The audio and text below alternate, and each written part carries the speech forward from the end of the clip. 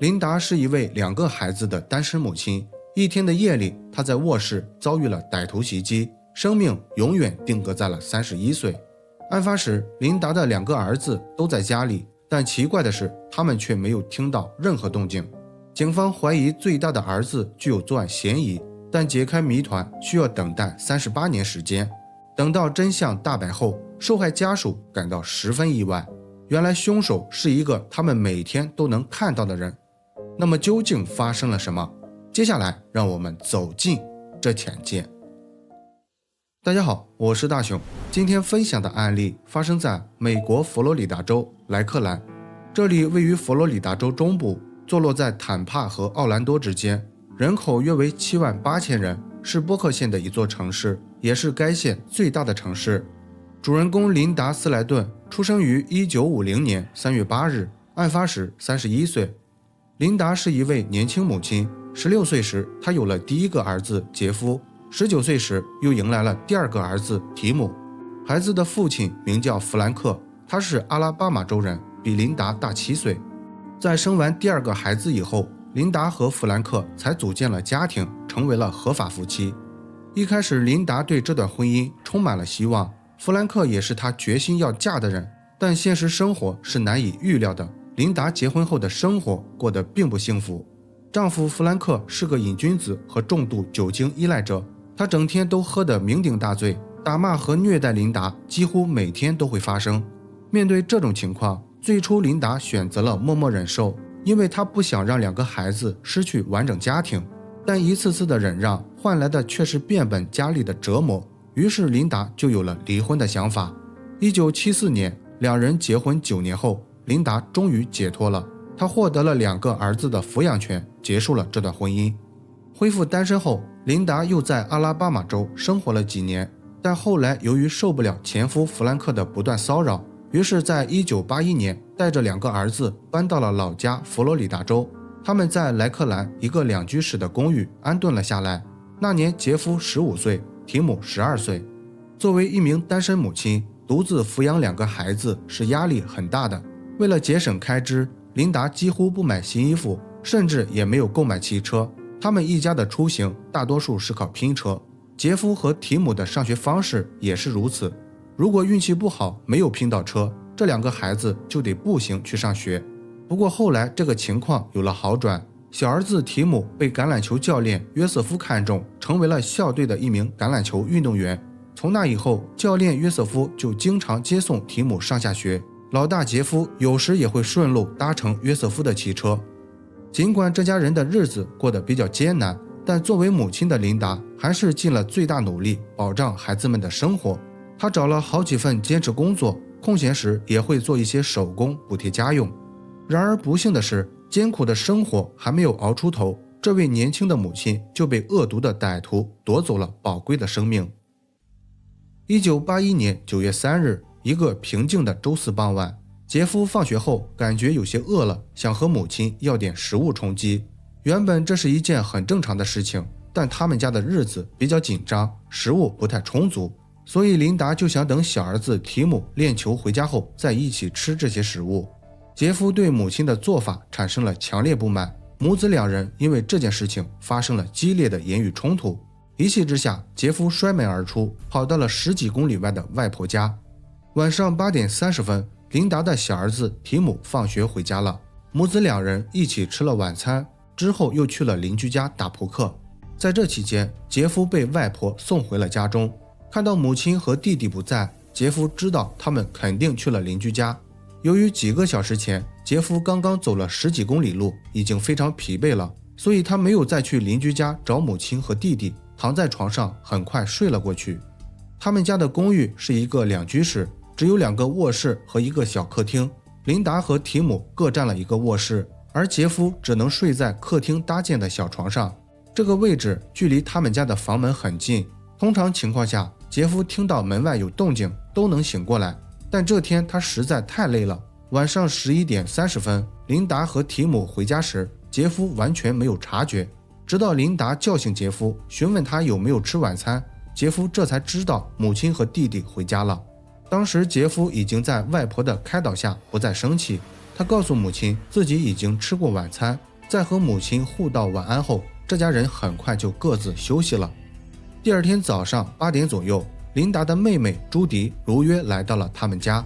早在1周前，这对姐妹就约定好了今天要小聚一下。然而朱迪刚走到门口，马上就发现了不寻常的现象。琳达的家门紧闭，敲门也无人回应。卧室一侧的窗户是打开的，纱窗被丢在了外面的草地上。感觉事情有些不对劲后，朱迪趴在窗户上向里面望了过去。接着他看到了非常可怕的一幕，琳达下半身赤裸，脖子上缠着一根铁丝，一动不动地躺在了床上。朱迪吓坏了，马上跑到邻居家拨打了报警电话。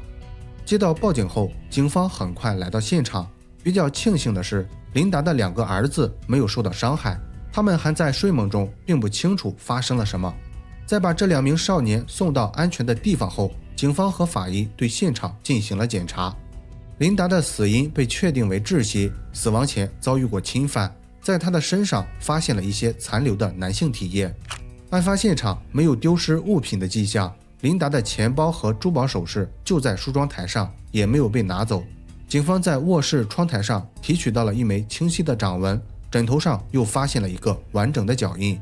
顺着脚印的方向，警方来到了琳达的衣橱，他们在里面找到了几个金属挂衣架。经过比对，确认琳达脖子上的铁丝来自衣橱的挂衣架。结合这些发现，警方很快有了初步结论，他们认为凶手应该住在附近，对琳达家的布局非常熟悉，作案动机大概率是性犯罪。凶手可能在琳达还没有回家时就潜入了房间，他一直躲在衣橱里，直到琳达熟睡后才实施了犯罪。由于当年还没有 DNA 鉴定技术，所以体液无法发挥作用。警方唯一能确定凶手的依据就是那枚清晰的掌纹。随后警方马上调查了与琳达有过接触的所有男性，他们首先对当晚和琳达打扑克的男性邻居进行了逐一询问。不过这些人的掌纹与凶手完全不一致，因此琳达的邻居们被排除了作案嫌疑。接下来警方又调查了琳达的前夫弗兰克和前男友鲍比。据琳达的家人透露，弗兰克在琳达搬家后仍然在不停骚扰。弗兰克在短短的几周内写了好几封威胁信，说要毁掉琳达的生活。掌握了这条线索后，警方马上对弗兰克进行了审问。弗兰克告诉警方，他确实写过威胁信，但是与这起案件没有任何关系。案发那段时间，他一直在阿拉巴马州，没有离开过。通过相应的不在场证明和掌纹比对，警方排除了弗兰克的作案嫌疑。下一位嫌疑人鲍比也通过测谎被排除了作案嫌疑。筛查完这些嫌疑人后，警方把注意力放在了最不符合常理但又最有作案动机的人琳达的亲儿子身上。琳达的2个儿子中，小儿子提姆的作案嫌疑最小，因为他只有12岁，但是大儿子杰夫身体非常强壮，有能力完成犯罪。更重要的是，案发那晚杰夫和琳达发生过激烈冲突，并且杰夫就睡在与琳达一墙之隔的客厅外面。如果杰夫不是凶手，他不可能完全察觉不到母亲遭遇袭击。考虑到这一点，警方马上对杰夫进行了审问。杰夫告诉警方，他和母亲的矛盾在睡觉之前就已经达成和解，他绝对不会做出任何伤害母亲的事情。案发那晚早些时候，他走了10几公里路去了外婆家，回家时身体已经非常疲惫了，所以那晚他睡得很沉，没有察觉到任何异常。警方对杰夫的说法表示怀疑，于是对他进行了测谎。杰夫配合警方完成了多次测试，结果都没有任何问题。但是警方就是不相信杰夫的说法，他们一直反反复复追问杰夫案发当晚的经过。No, they had me put me on a lie detector test one time, and I passed it. Then they wanted to do it again. They just wanted to put me under hypnosis. And then there's one time, one of the cops, he's like, "You got big arms on you, and you're strong enough to put your hands around your."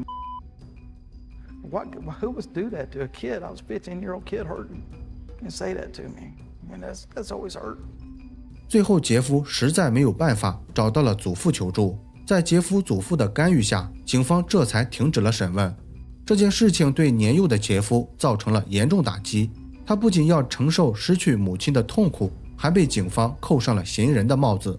尽管警方在后面没有继续调查杰夫，但是他们也没有给杰夫一个明确的说法。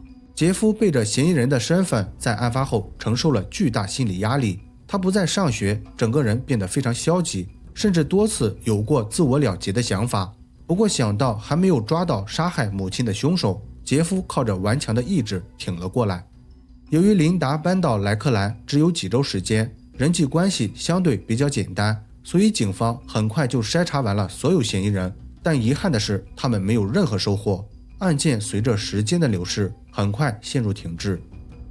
2001年9月3日，琳达遇害20年后，当初那2位稚嫩的少年已经成年，组建了各自的家庭，但他们始终没有放弃为母亲伸张正义。在过去的几十年里，这对兄弟一直在和办案警探布拉德保持着密切联系，其中老大杰夫更是和布拉德警探成为了好朋友。为了敦促布拉德尽快破案，杰夫还给自己的儿子取了一个与布拉德相同的名字。对此，布拉德警探不但没有介意，反而向杰夫保证，不解决完琳达的案子，他绝对不会退休。在布拉德警探的帮助下，琳达的案子在这年重新启动了调查。当时 DNA 技术已经有了飞跃发展，于是警方决定尝试在凶手的 DNA 上寻找线索。他们找到了当年所有嫌疑人，提取了 DNA 进行比对，这些人里包括琳达的大儿子杰夫，但结果仍然没有找到凶手。这些嫌疑人全都与凶手的 DNA 不匹配。杰夫得到这个消息后，心里有一种说不出的感觉，一方面他终于名正言顺地洗脱了作案嫌疑，但另一方面他仍然不知道是谁杀害了自己的母亲。更为遗憾的是，几年后，当初承诺不破案就不退休的警探布拉德也食言了。布拉德由于身体原因不得不提前退休，离开了岗位，案件到这里再次陷入停滞。16年后，时间来到了2017年，当地执法部门展开了一项悬案调查任务，琳达的案子也因此重新回到了警方的视线。这年 DNA 技术又有了突飞猛进的发展，现在警方已经可以利用新技术分析出 DNA 的家族关系。通过这项技术，警方终于确定了杀害琳达的凶手来自一个叫米尔斯的家族。这个家族里最符合嫌疑人特征的是一名叫约瑟夫·米尔斯的男人，而这个人正是琳达小儿子提姆的橄榄球教练。到这里，警方几乎确定了杀害琳达的凶手，但在实施抓捕之前，他们还需要进一步核实一下。警方了解到，约瑟夫早年因诈骗被处理过，虽然当时他没有进监狱，但是在警局留下了掌纹和指纹。于是警方马上对这些物证进行了比对，结果表明约瑟夫的掌纹与凶手一致。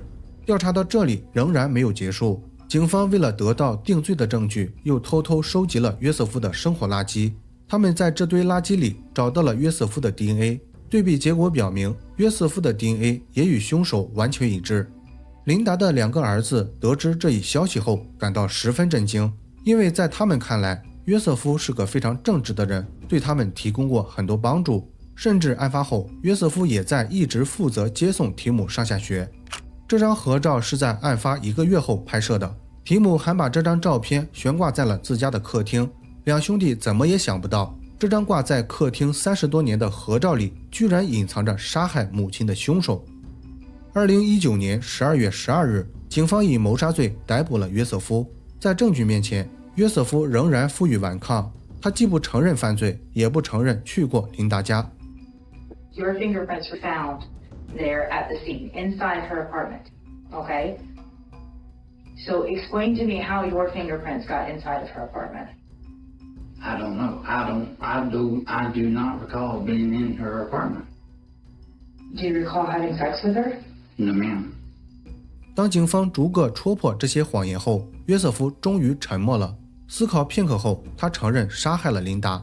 尽管约瑟夫没有交代犯罪动机和经过，但警方认为约瑟夫从接送提姆上下学中对琳达产生了迷恋。由于经常和这家人接触，所以约瑟夫对琳达一家的生活习惯非常熟悉。案发当晚，约瑟夫在把提姆送回家后并没有离开，而是躲在角落里等待这对母子外出。当他看到2人离开住所后，通过窗户爬进了琳达的卧室。接下来的几个小时，约瑟夫一直藏在衣橱里等待琳达回家。晚上11点30分，琳达和小儿子提姆回到了家中。当时琳达没有注意到房间内的异常现象，很快躺在床上休息了。这时藏在衣橱里的约瑟夫拿着衣架悄悄走了出来。约瑟夫使用衣架窒息，并对琳达进行了侵犯。由于约瑟夫使用的作案方式无法让琳达发出喊叫，所以正在其他房间休息的兄弟2人没有察觉到任何异常。也就是这个原因，约瑟夫没有被发现。作案结束后，约瑟夫又通过窗户逃离了现场。2002年8月，琳达遇害41年后，此案进入了审判流程。约瑟夫为了避免可能的死刑判决，对所有指控表示认罪，但他只是为了给自己争取有利的结果，没有表露出悔罪的态度。坐在庭审现场的兄弟2人忍不住对约瑟夫喊道：“为什么是你，约瑟夫？你为什么要把我们的妈妈从身边带走？”约瑟夫没有回答，只是冷冷地看着这对兄弟。庭审几个小时后，约瑟夫最终因谋杀罪被判终身监禁，不得假释。虽然判定结果没有得到受害家属的认同，但想到约瑟夫已经61岁，并且没有假释的机会，这对兄弟也算得到了一些心理上的安慰。好了，本期案件分享到这里也就结束了。如果你喜欢我的节目，请帮我点赞加关注，非常感谢大家的支持。我是大熊，下期见。